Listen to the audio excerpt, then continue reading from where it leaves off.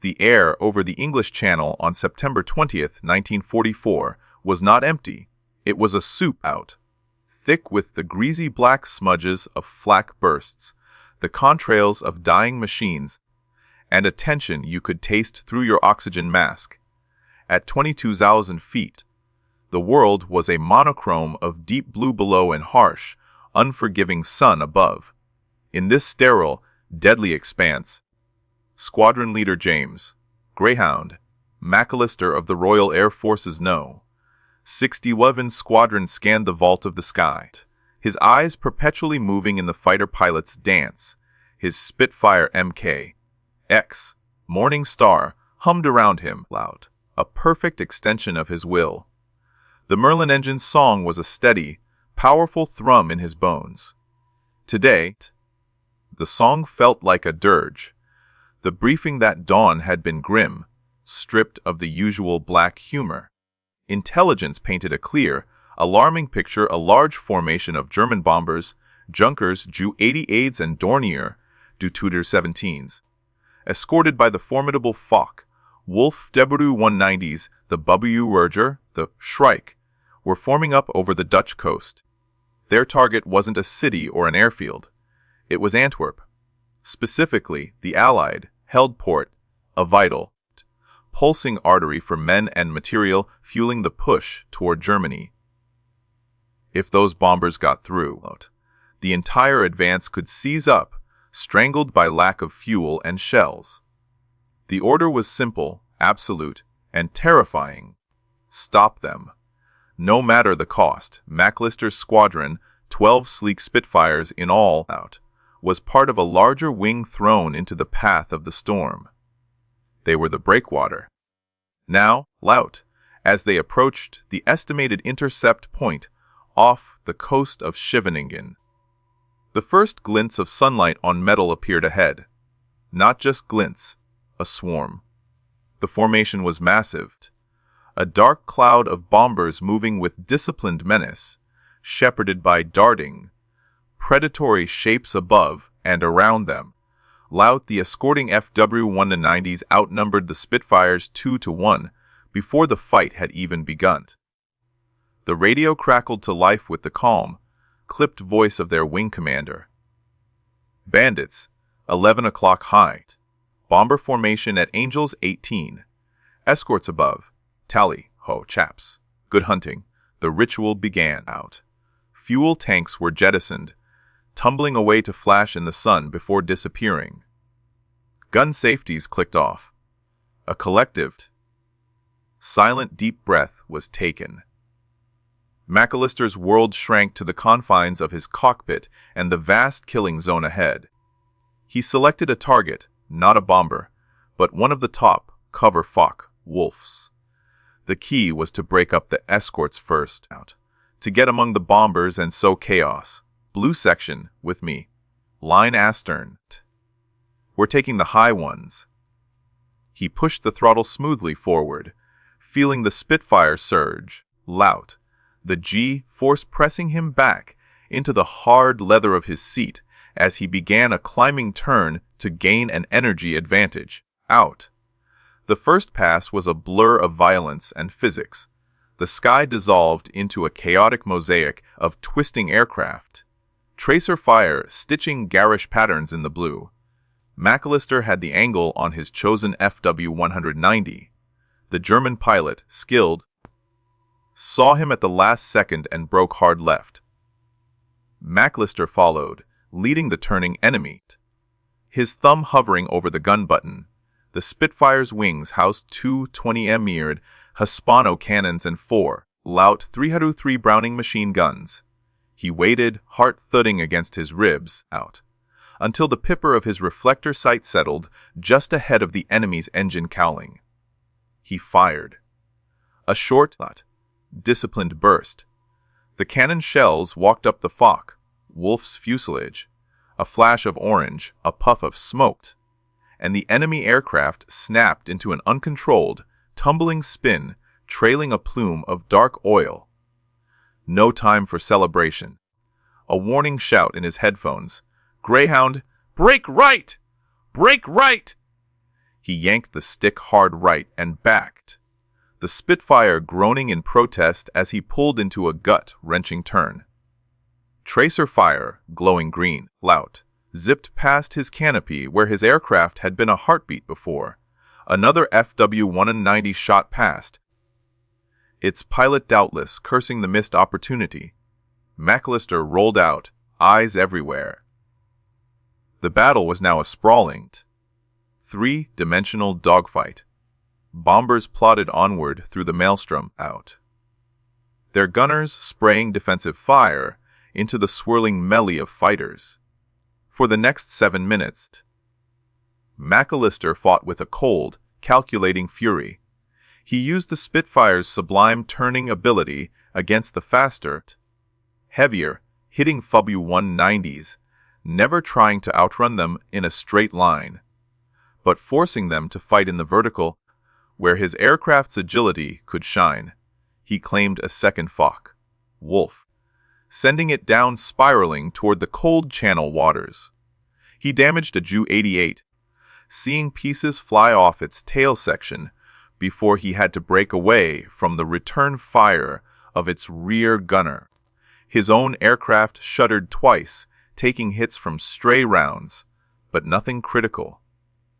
The noise was constant.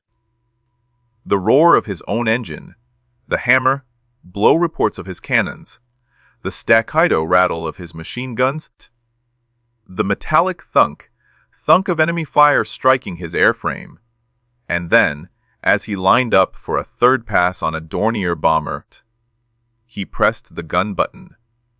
Instead of the satisfying, shuddering roar of his weapons, he heard only a series of dry, impotent clicks from his cannons, followed by a brief, final rattle from his Brownings that sputtered into silence. His blood ran cold. He glanced instinctively at his ammunition counters. All zeros. He was out. In the middle of the most critical engagement of his life, over a target that could decide the fate of the campaign, his guns were empty. A sudden, profound vulnerability washed over him. He was in a fighter plane that could no longer fight. Below him, the German bomber stream, though harried, was still largely intact, inching closer to Antwerp with every second. The mission was failing. He had failed. A Focke-Wulf, spotting his hesitation, curved in for an easy kill. McAllister reacted on pure instinct, throwing his Spitfire into a series of violent, evasive maneuvers. The German pilot, confident, followed. In that moment, trapped in a deadly game of cat and mouse, with no way to strike back, a desperate, insane idea began to form in James McAllister's mind. It was against every doctrine, a violation of every tenet of aerial combat he'd ever been taught. It was the act of a cornered animal. He looked at the sleek, deadly shape of the Focke-Wulf in his mirror, then ahead at the dense, vulnerable formations of German bombers. He thought of Antwerp, of the ships in the harbor, of the men on the ground. He made his decision. If he could not shoot them down, he would find another way. The legend of the Greyhound was not over. It was about to be born in the most unexpected way imaginable. McAllister's mind, usually a calm repository of tactical data, angles of deflection, closure rates, fuel states, was now a storm of a single, terrifying calculation. The FU-190 was still on him, a persistent shadow. He could hear the faint, tinny rattle of its guns in the distance, the pilot finding his range. A cannon shell exploded just off his starboard wing, the concussion slapping his aircraft sideways. Morning Star shuddered violently. The controls felt sloppy. He'd taken more damage than he'd realized. He couldn't outrun the 190. He couldn't turn it forever, not with damaged controls. And he most certainly could not shoot back. The idea that had sparked now caught fire, fed by adrenaline and desperation. It was ludicrous. It was suicide. But it was the only weapon he had left. He stopped trying to lose the FW-190 in a turning fight. Instead, he did something that made the German pilot pause. He straightened out. He lowered his nose slightly, and he began to fly, not away from the bomber stream, but directly toward its very heart. For a second, the pursuing pilot must have been confused. The Spitfire pilot giving up. Was he trying to ram? The FW-190 hung back, wary. McAllister ignored him. His entire world funneled down to the aircraft in front of him. He wasn't looking at them as bombers anymore. He wasn't seeing the crosses or the glashhouses of their cockpits. He was seeing physics. He was seeing mass, velocity, and turbulence. He picked his first target, a Ju-88 flying on the starboard flank of the main formation. It was slightly lower than the others, perhaps lagging from earlier damage.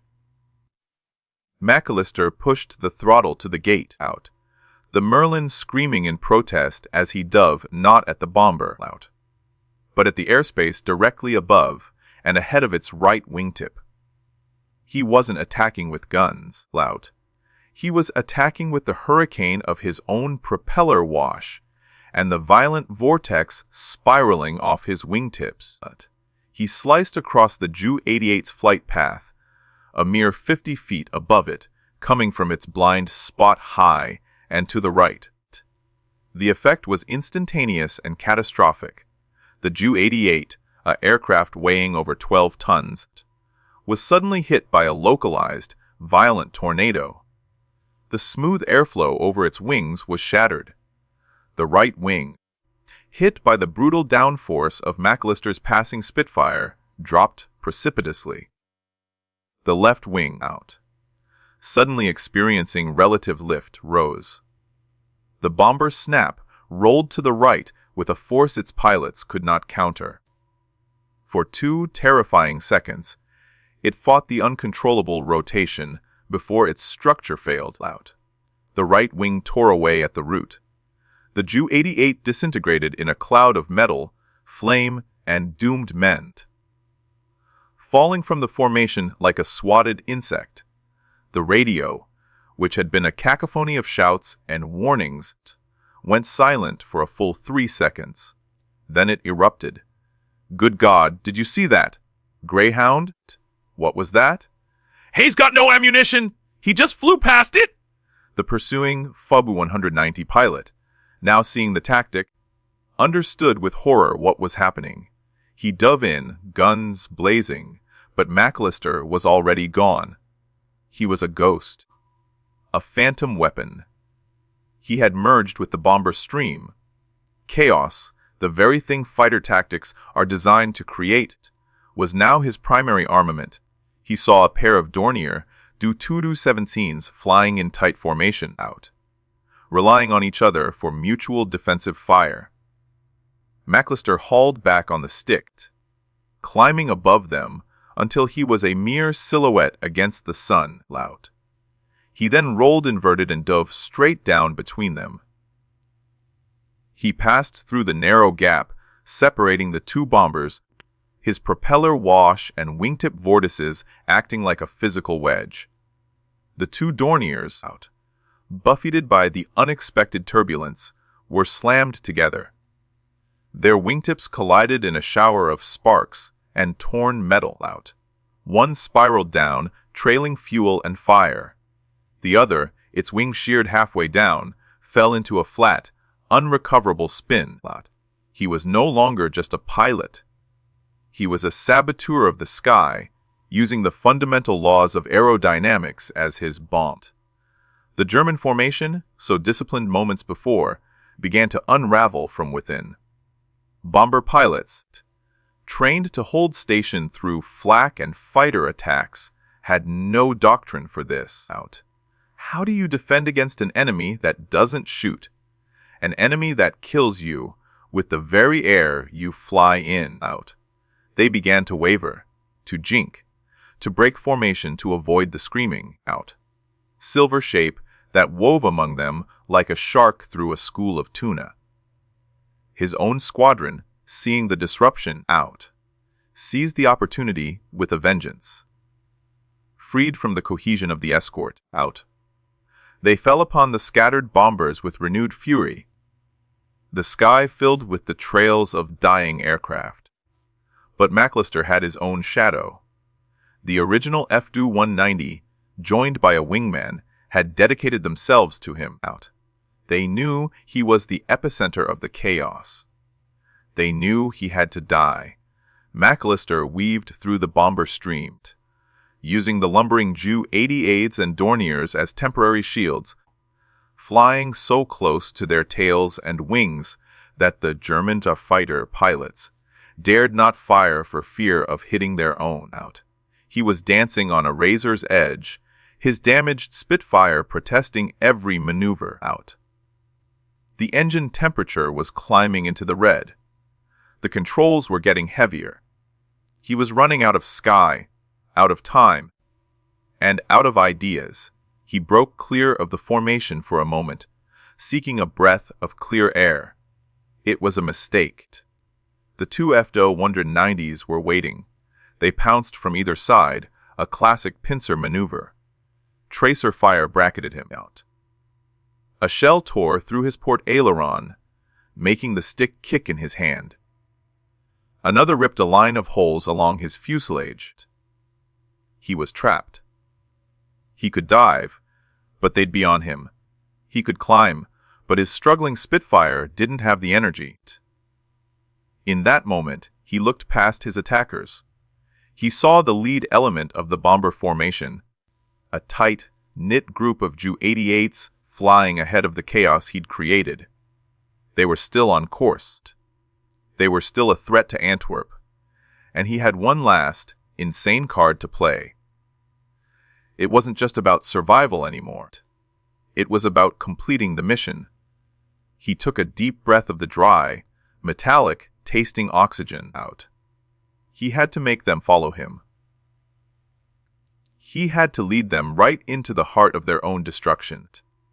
He shoved the stick forward and dove, not to escape, but to set a final, deadly trap. The dive was violent out, a near, vertical plunge that pressed McAllister into his straps. The channel waters swelling in his windscreen, from a distant blue plane to a textured, threatening expanse out. The two FW-190s followed without hesitation. This was what they wanted, a fleeing, wounded enemy in clear air out. They tucked in behind him, their angular, radial engine shapes gaining quickly in the dive. In his mirror out, McAllister saw the leading edges of their wings begin to sparkle with muzzle flashes. He was a sitting duck out. But he wasn't trying to outrun their bullets. He was trying to orchestrate their flight path. He waited, his hand white, knuckled on the stick, the G-force pulling at his cheeks, the scream of the wind a rising shriek out. The bombers he'd targeted, the lead Ju-88s, were ahead and below, still holding their course with stubborn discipline. He was aiming himself like a human missile, not at them, but at the empty air, just ahead of their formation. His altimeter unwound with terrifying speed 18,000 feet, 16,000 to 14,000. The FW-190s were closing, their cannon fire becoming more accurate. A round punched through his tail section with a sound like a sledgehammer on tin. At 12,000 feet, with the bomber formation filling his forward vision, McAllister performed what the pilots of the day called a high-speed yo. He didn't pull out of the dive. He used its immense energy in a different way. With a tremendous heave, he pulled the stick back and to the left. Not to level out, but to execute a brutal out. High G climbing turn that sliced back up and across the path of the oncoming bombers. It was a maneuver that bled off speed ferociously, hammering him with centrifugal force, turning his vision gray at the edges, His Spitfire groaned in agony, metal stressing, the damaged aileron threatening to fail completely. The two pursuing Focke-Wulfs, committed to their dive and traveling even faster, had a microsecond to react. They could not replicate his turn out. Their heavier airframes and different flight characteristics meant pulling such a tight energy killing turn at that speed was impossible. They had only two choices: follow his original line and streak harmlessly past and below the bombers, or pull out of their dive directly into the bomber formation. The lead pilot chose the latter. He pulled back on his stick, his aircraft shuddering as it fought to level out from the screaming dive. He succeeded, but his flight path now took him directly across the nose of the lead WWII. The bomber pilot, already rattled by the Phantom Spitfire's previous pass, flinched. He yanked his control column to avoid a collision. The huge bomber banked sharply left, straight into the path of its wingmen. There was no time out. The two WWIIs collided with a sound that was felt more than heard, a deep, rending crump that sent a fireball rolling outwards, consuming both aircraft and their crews. The second FW-190 pilot, seeing the cataclysm unfold, tried to pull out more gently. He avoided the bombers, but in doing so, he presented a perfect, fleeting target to the other Spitfires of 600 in the WWII Squadron who were now harrying the flanks of the stream. A long, loud, accurate burst from a Spitfire's cannons caught him amidships. His aircraft didn't explode, it simply came apart, shedding pieces before cartwheeling into the sea. McAllister, meanwhile, had completed his agonizing turn out. He was now flying slow, vulnerable, and right in the middle of the shattered lead element. Bombers were scattering in every direction, their formation integrity utterly destroyed. But his Spitfire was at the end of its tether. The engine temperature was critical, needles deep in the red out. Oil smeared his windscreen, flung back from a hold line. The controls were mushy and unresponsive.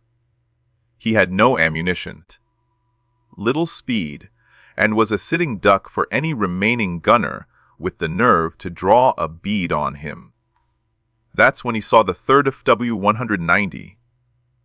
It hadn't been part of the chasing pair. It had been a high-cover fighter, now diving like a stooping hawk to finish the job the others had failed to do. This pilot was smart, He didn't come in for a straightforward firing pass. He positioned himself above and behind McAllister, matching his slow speed, a predator waiting for the perfect moment to strike. McAllister tried to turn, but his Spitfire responded sluggishly. He was all out of tricks, all out of energy. He was a ghost who had run out of hauntings. The German pilot close to point, blank range, so close McAllister could see the details of the aircraft's mottled gray camouflage. This was it. He braced himself for the impact of the shells. But the shots never came. Instead, the FW-190 rocked its wings twice, a universal signal. Then, incredibly, it pulled up alongside him out. So close their wingtips were separated by less than 30 feet of empty, roaring air. McAllister turned his head out. In the cockpit of the FW-190, he saw the German pilot clearly. He was wearing a leather helmet and goggles, his face pale, and he was staring back at McAllister. Not with hatred or battle lust, but with something else entirely. It looked like disbelief, like awe. The German pilot looked at the battered, oil-streaked Spitfire, its wings holed, its tail shredded, flying defiantly among the chaos it had wrought. He looked at McAllister, and slowly, deliberately out, he raised his right hand from the control stick. He didn't salute. It wasn't a gesture of respect between enemies. It was something more primal. It was a gesture of acknowledgement, a recognition that he was witnessing something beyond the manuals, beyond doctrine. He was looking at a man who had rewritten the rules of the sky in the space of 10 minutes. Then, loud, the German pilot did something even more astonishing. He pointed a gloved finger downward, toward the coast of England, and then pointed twice at McAllister. The message was clear, and it was an act of inexplicable chivalry. Go home. Before McAllister could even process it, the W-190 pilot shoved his throttle forward, executed a sharp, clean wingover, and dove away, disappearing into the haze below, leaving the crippled Spitfire alone. The fight was over. The remaining German bombers, their formation shattered, their escorts scattered or destroyed, had abandoned the mission. They were jettisoning their bombs harmlessly into the channel and turning for home. The sky, which minutes before had been a hell of noise and flame, was suddenly eerily quiet, save for the sputtering cough of his own dying engine. Antwerp was safe. The mission, impossibly, was a success. But James McAllister was far from safe. He was over 100 miles from his home airfield at RAF Spitfire, in an aircraft that was falling apart around him. The Merlin's song had become a labored, metallic knocking. The oil pressure gauge flickered at 0. The channel, cold and unforgiving, lay beneath him. He had no guns, little control, and a long, lonely journey back through the silent sky. The battle had been won by sheer, unadulterated audacity. Now, out. Survival would depend on something far more fragile: luck, skill, and the will to bring a broken bird home. He was alone. Out. The silence was a physical presence after the cacophony of battle, broken only by the sickening, irregular thump whine of his failing Merlin engine. Oil, thick and black, out, coated the entire right side of his windscreen, turning the world into a smeared, distorted panorama. Out. He was flying on instruments and instinct, the Spitfire feeling like a wounded animal in his hands. Out. Twitching and stumbling through the air. The first order of business was direction. He fumbled with his compass, wiping grease from its glass face. The needle swam, then settled. East. He was pointed toward occupied Europe. A cold dread, deeper than any he'd felt in the fight, clenched his gut. He wrestled the stick, using his weight and what little aileron authority remained to coax the dying aircraft into a slow, groaning turn. Out. Every degree of heading change was a battle. The nose wanted to drop, the right wing wanted to fall away. He compensated with rudder and trim, his boots dancing on the pedals. Finally, the compass settled on a westerly heading. Home. It was a hope, not a promise. Altitude was his next fast, dwindling currency. He was at 8,000 feet and falling, not in a dive, but in a stubborn, unstoppable sink. The engine wasn't providing power. It was a dying anchor. He could feel the airspeed bleeding away. The stall warning horn began a faint, intermittent bleat. Loud. A ghostly reminder of the precipice he was skirting. He eased the stick forward slightly, trading altitude for precious speed, trying to find the sweet spot where his glide was longest. The Spitfire, even in its broken state, had clean lines. He calculated frantically. A clean Spitfire could glide roughly 12 miles for every 1,000 feet of altitude. His was not clean. It was a sieve, dragging holes through the air. Maybe 8 miles per 1,000, maybe less, at 8,000 feet. That gave him maybe 60 miles of potential distance. The English coast was over 80 miles away. The math was brutal and unforgiving. He would come down in the channel. The cold reality of that, the gray winter, swollen water below, was a different kind of enemy. He'd done dengue drills. He knew the statistics out. Survival time in September was measured in minutes, not hours. The Mae West life jacket around his chest felt ludicrously inadequate. He pushed the thought away. He was not in the water yet. The engine, though dying, was still turning the propeller. That created thrust. He had to nurse it, to coax every last ounce of distance from it. Lout. He reached for the throttle and mixture controls with a surgeon's delicacy. Lout. He pulled the throttle back from its emergency war setting, easing the strain on the shattered internals. He leaned the fuel mixture out, trying to cool the inferno in the cylinders. For a few moments, the awful knocking subsided to a ragged rumble. The descent slowed. He gained perhaps 5 knots of airspeed. It was a temporary reprieve, bought with meticulous, gentle handling. The loneliness was absolute. No friendly contrails. No reassuring crackle of the radio, which had been shattered by a bullet out. Just the wind's moan and the death rattle of the engine. His body began to report its own damages. A sharp pain in his side from where the harness had bitten during the high G turns. A throbbing ache in his head. His mouth was parched, his oxygen mask now a useless rubber appendage. He tore it off, letting the cold, thin air rush in. Time became elastic, measured not in minutes, but in the slow sweep of the altimeter needle and the creeping progress of the smoke trail. He now knew he was leaving. A final, pathetic signature in the sky. At 5,000 feet, the engine gave a final, violent shudder. A cloud of dark blue smoke erupted from the exhaust stubs out, followed by a spray of molten metal that spattered against the oil-smeared windscreen.